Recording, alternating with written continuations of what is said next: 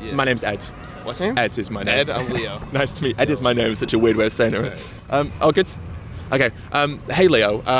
So I've got a tablecloth at Yale, and it says, if eating animals or eating animal products is a choice, then why do we choose to be cruel? And you've kindly decided to sit next to me, and so I'm interested to know what your thoughts on that statement are. Okay, yeah. So I don't have too many logical arguments, but basically, I really love meat. Yeah. I derive a lot of joy in my life out of eating meat, and I don't think I could give that up. And I think that we have to kill something to eat and sustain our lives. So. Do you think that I was the same? I wasn't born vegan, right? So I used to love steak, bloody rare and all that sort of stuff. I guess the question would then be, does sensory pleasure alone provide enough justification to morally excuse what we do to animals? Well, I mean, I don't even know if it's that morally wrong. I grew up where a lot of people would hunt deer and then have that meat for the whole winter, and I don't see that process as being super morally wrong. Sure. So I think it's justifiable if it provides you with sustenance and enough joy in your life. Yeah. So we would make the argument that sensory pleasure is a justification.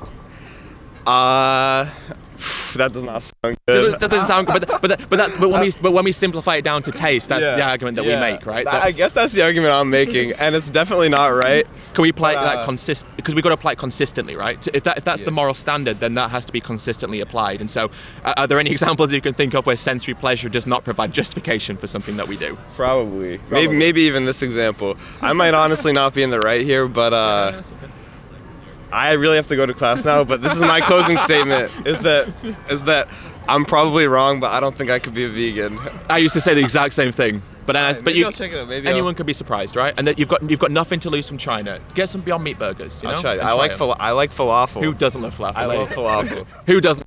I actually have to run. Take care, Leo. Appreciate that. Nice one. Hey, my name's Ed. Hi, Elliot. Nice to meet you, Elliot. Thank you so much, Elliot, for stopping. I'm at Yale, and I've got a tablecloth that says, if eating animal products is a choice, then why do we choose to be cruel? And so you've very kindly sat down, and I'm interested to know, what are your thoughts on the statement? Totally. So I feel like there are ways to enjoy meat, maybe that are more creative than those already out there, but that are ways to actually not be cruel to animals. Could you define what those ways would be? Sure. So I feel like, for example, in Connecticut, there's, for example, the issue of overpopulation of deer. Right. So, it's causing a lot of environmental harm, causing a lot of, imbalances in the ecosystem. Yes. And so hunters will go out with their crossbows and painlessly kill the deers and then, enjoy the meat afterwards. Yeah. So I feel like maybe that's an example, but, you could tweak that system to other things, but yeah. I think that's a really valid point about overpopulation of deer, especially in Connecticut, right? Yeah. I'm from London and England, but when I think of overpopulation of deer, Connecticut is the state that comes to mind. I don't know why. Okay, and so I think we have to look at the cause of that. So there's a reason, right? We look at food chains that exist in nature, and they're quite harmonious in the sense they exist to maintain the sizes of populations, and so we have an imbalance. And so we've got to look at why this imbalance has been caused, right? So and part of the reason is we've removed predators, right? A lot of predators from that food chain. So now we have an overpopulation of the herbivorous animals and no carnivores to hold them in size. And why have we done that? Well, because we've cleared huge expanses of land to make way for agriculture. That predominantly been animal agriculture. And now coyotes, cougars, the carnivorous animals, the predators, well, they've been hunted, and many of them to the point of extinction and beyond, because they were hurting farmers' livestock animals. And so what I advocate for is not to hunt deer. Although I see that as being, for me, that's like putting a Band-Aid on what would be like a cut artery, right? It's it's not practical. So it seems like a short-term solution. Take off the Band-Aid at some point. Exactly, and fix the problem. Go to the root of the problem. The root of the problem is that we've destroyed huge amounts of land and we've hunted predators. So I advocate for remove animal farming. Go vegan, remove animal farming, and then we allow the land that we no longer need to repopulate, but because we've got no longer livestock animals that farmers need for profit, we can reintroduce natural predators. And it'll take a while, of course, but over a long period of time, this process of what we call rewilding will somewhat balance out the population sizes. And another point is, let's say we all fall into that idea of thinking, we no longer buy meat, dairy or eggs from a supermarket, and we only hunt deer. We now have several hundred of million people rushing into the forest to shoot deer, and that in itself will cause an ecological imbalance. The reason it's somewhat sustainable is because not many people do it. But take out the 98% of people that buy farmed meat and replace them with hunting, and all of a sudden you have an imbalance of a different kind. Right. What do you reckon? Well, I would propose, for example, creating an artificial, or maybe not entirely artificial, but somehow creating an environment where you could have deer roaming free, that they could live their whole life, and instead of having their life ended by getting eaten by a natural predator, or instead of how deer normally die naturally of starvation, or however they normally die.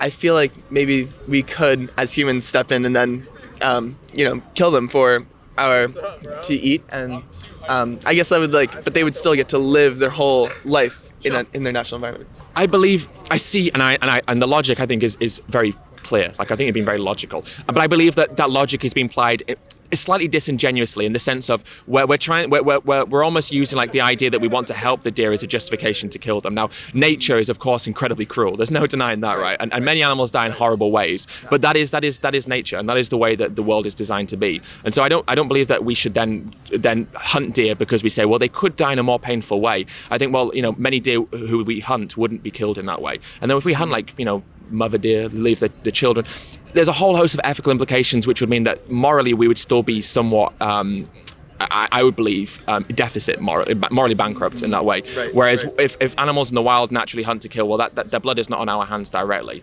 And so for me, it's about necessity. And if we can remove the need of necessity, then hunting a deer would be just an action that we do not because we have to, but because we want to. And then the idea of that want, does the consequence of the meat at the end, does that provide justification? Right. It's about necessity for me. Right. I feel like when I joined this table, like, the issue was, why be cruel? And I feel like, letting a deer live its whole life, and then, at the end of its lifespan, instead of letting it die from normal consequences from, having a crossbow, I feel like that's not cruel. Sure. in essence. Sure. And I think that, I guess part of the problem with them would be, well, we wouldn't know how long some of the deers have lived. I mean, we have a rough, gauge of age, but I guess when they get to maybe 18 months old, they probably have fully grown. I don't know, but there'll be a point where we can't differentiate between the ones who are younger and the ones who are older. Maybe we could tag them. But then that in itself is almost like a safari park, like a form of, but here's a question. Yeah.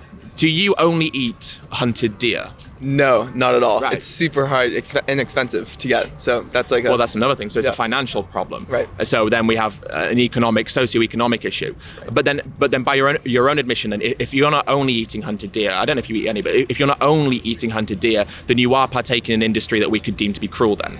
Exactly, yeah. These dining halls, they don't offer hunted deer. So in this situation where you don't have the option of what you would deem to be more humane, you only have something that you deem to be cruel, and then maybe a vegan option. Yeah. How would you then justify partaking in something that you've accepted in yourself to be cruel? Feels not good, and I feel like, let's be honest. Exactly, yeah.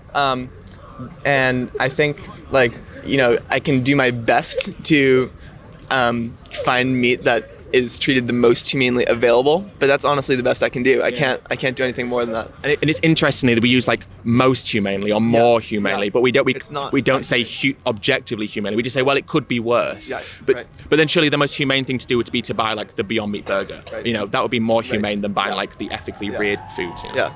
I also feel like going fishing in the wild, I've eaten fish fresh caught from the sea, that feels a lot more ethical to me than. But we use the word more ethical again. Right. So what we have to establish is it objectively ethical, not more or less, but just ethical objectively. Yeah. I just feel like clams don't have that much feeling. Let's take. I mean, I'm not going to get the bivalves. I'm not too interested. Okay. I think that for me that has more of a logical and moral emphasis. But sea bass or salmon or tuna would be different. I totally agree. Yeah. Sure. Right. Sure. And so, what moral justification do we have then to buy animal products in, say, supermarkets when we have an option of something that's less cruel or is not cruel objectively? Well, I feel like people, some people have decided I'm going to eat meat because of the flavor. And so I think given that people will, tend towards the most ethical side of that available and not ethical side. But I think, as we pointed out, the options are not great. Not yet. No. The options are getting better. And I said this question, I think it's to your friend Leo, and I'll ask you the same question: is sensory pleasure or the enjoyment of something, does that provide enough justification for what we do to animals? Totally not. Yeah, that's very honest of you. Yeah. I like that very much. And so we would argue then that when we buy these products, we are somewhat being morally hypocritical. Yeah. Yeah. That's how that's what led me to the point of being vegan. Was I felt like, oh my god, I'm saying one thing, but I'm living another way, and that made me super like, oh my god. It's a weird realization. It's weird. Yeah. I just think with my deer solution, I would feel justified with my meat-eating solution of letting deer live a nice long time. Okay, well, my arguments against that. Okay. But at the same time, the point, I guess, the point I think is most pertinent now is that that's not the solution you're abiding by. Right. And so even if you do believe that, you're still not living by that. Right. But I would obviously disagree with that for ethical reasons. It's unnecessary. These animals still have a right to their own life without us harming them, and that a process of rewilding and restoring a natural order would be much better ecologically speaking than having everyone in New Haven and Connecticut running out with guns and crossbows to shoot deer. Right. Yeah. That's cool, man. Yeah. That seems like a nice conclusion in a way. Yeah. That was very succinct. I liked that. Succinct, yeah. Have you got anything else you'd like to add or say? Nothing else for the moment. Yeah. If you think of anything, more than welcome to come back. Great. Elliot, what a pleasure. Really appreciate you stopping to talk to me. Absolutely. Thank you. Have a lovely day, my friends. You as well. Bye.